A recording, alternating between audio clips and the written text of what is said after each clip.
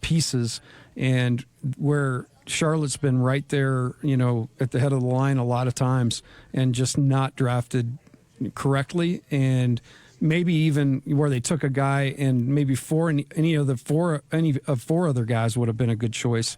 That's where it really starts to kind of hurt. You look at this Hornets team, Tim, and they're not really great at anything except, interestingly enough, they're the best team in the league when it comes to assists per game. They're assisting on 28 or averaging 28 and a half assists per game, but their offensive rating is 21 according to Basketball Reference. Their defensive rating is 16. They do turn you over quite a bit.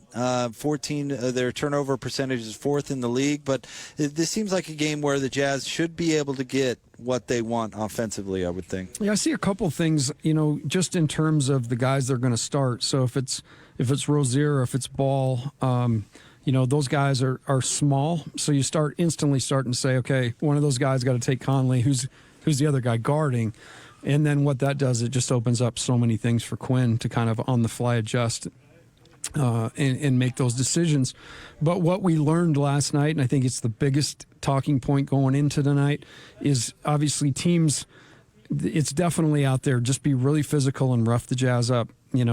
Try to get cuts just a little delayed, try to get guys not as eager to drive the ball.